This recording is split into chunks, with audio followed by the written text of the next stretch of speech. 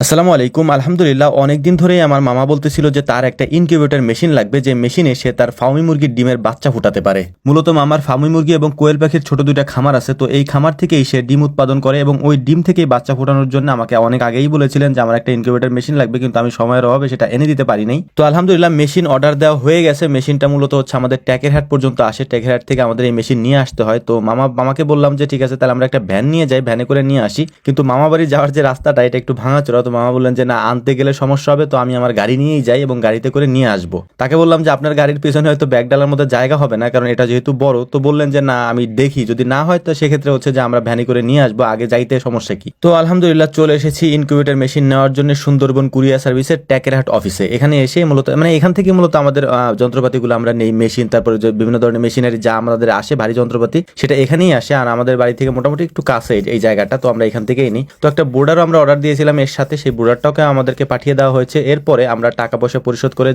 যেহেতু এটা ছিল হচ্ছে যে ক্যাশ অন ডেলিভারি, তো আমরা টাকাগুলি পরিশোধ করে তারপর হচ্ছে যে এই ইনকিউবেটর মেশিনটি গাড়ির মধ্যে ঢুকানোর চেষ্টা করতেছিলাম, দেখতেছিলাম যে গাড়ির মধ্যে যায় কিনা। তো দেখলাম যে অনায়াসে গাড়ির মধ্যে ঢুকে গেছে এটা। তো গাড়ির মধ্যে এটাকে ঢুকিয়ে আমরা এখন রওনা দিব আমাদের খামারের দিকে, মানে মামার খামারের দিকে রওনা দিব, এবং সেখানে যাওয়ার পর এটাকে আমরা সেট করব সুন্দর করে আর কি। তো মূলত হচ্ছে যে মামার এখানে যা আছে সেটা হচ্ছে যে ফার্মি মুরগির ডিম আছে, এটা হচ্ছে অরিজিনাল মিশরীয় ফার্মি মুরগি, এবং এর পাশাপাশি আমার কাছ থেকে মামা কোয়েল পাখি নিয়েছিলেন, সেই কোয়েল পাখির বাচ্চাগুলি মামা ফুটাবেন, এই জন্য হচ্ছে মূলত এই মেশিনটা নেওয়া। তো আমরা চলে এসেছি বাড়িতে আসার পরে এটাকে সুন্দর করে সবাই মিলে নামাচ্ছিলাম, মানে এইটা যেহেতু মানে বেশি বড় না, এবং এটার মধ্যে আমরা অন্য একটা সিস্টেম করে নিয়ে এসেছি, এবং আমরা বলছিলাম যে এটাকে একটু অন্যভাবে তৈরি করার জন্য, মানে স্যাটার এবং হ্যাচিং দুইটা যেন একটু বেশি থাকে। অনেক ক্ষেত্রে হয় যে স্যাটারটা যদি একটু বেশি হয় হ্যাচিংটা কম হয়, কিন্তু এখানে আমরা প্রায় সমান সমানই আনার চেষ্টা করেছি, মানে আমাদেরকে বলছিলাম যে এইভাবে আমাদেরকে বানিয়ে দিয়ে নি আর কি। তো যাই হোক, এটাকে আনার পরে আমরা সুন্দর করে সেট করতেছিলাম, যাতে করে এটা মানে আমি একবারে সেট করে দিচ্ছিলাম যাতে পরবর্তীতে আমার এখানে আসতে না হয় আবার। এবং আলহামদুলিল্লাহ মোটামুটি দেখলাম যে সবকিছু ঠিকঠাক আছে। এগুলো সেট করার পরে এবং তাপমাত্রা ওঠানোর পরে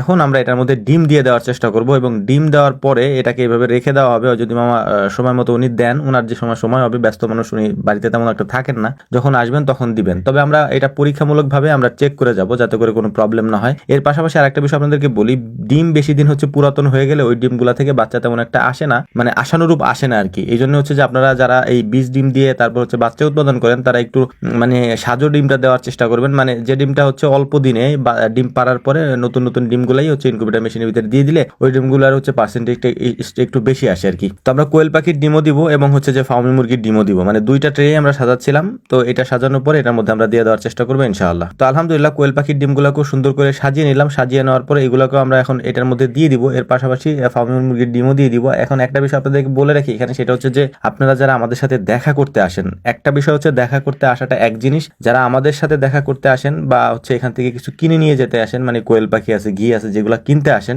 সেগুলো কেনার জন্য হচ্ছে এখানে লোক আছে, তাদের থেকে আপনারা কিনে নিতে পারেন। কিন্তু আমাদের সাথে যদি দেখা করতে চান তাহলে শুক্র শনিবারে আসেন ভাই, সেটা আপনাদের জন্য সুবিধা হবে, আমাদের জন্য সুবিধা হবে, কারণ আমরা অনেক ক্ষেত্রে খামারে থাকি না, আপনারা আসেন, আপনাদের সাথে দেখা হয় না, আমাদেরও খারাপ লাগে এটা যে অনেক দূর থেকে কষ্ট করে আসছেন, আমাদের সাথে আপনাদের দেখা হইলো না। তো সবার কাছে অনুরোধ থাকবে, ভিডিও শেষ করার আগে এটা আবারও বলছি, সেটা হচ্ছে যে শুক্র এবং শনিবার এই দুই দিন আমরা থাকি খামারে, এই দুই দিন আসলে আমাদের জন্য সুবিধা হয় এবং আপনাদের সাথে দেখা করতেও সুবিধা হয়, কারণ আমরা সারা সপ্তাহ কাজ করি, অন্ততপক্ষে আমাদের একটু বিশ্রামের দরকার আছে। তো এটা আপনারা একটু বিবেচনায় রাখবেন, শুক্র শনিবার এই দুই দিন আপনারা আসলে ইনশাআল্লাহ আমাদের সাথেও দেখা হবে, কথা হবে, এবং খামারের আদ্যপান্ত নিয়ে যদি আপনাদের কোনো প্রশ্ন থাকে সেগুলোর উত্তর আমরা দেওয়ার চেষ্টা করবো ইনশাআল্লাহ। তো আমাদের জন্য দোয়া করবেন, আল্লাহ তাআলা যেন আমাদের খামারে বারাকা দান করেন, এবং আমরাও আপনার জন্য দোয়া করি আপনারা যে পেশায় আছেন আল্লাহ তাআলা যেন আপনাদের পেশায় বরকত দান করেন, বারাকা দান করেন। আসসালামু আলাইকুম ওয়া রাহমাতুল্লাহ।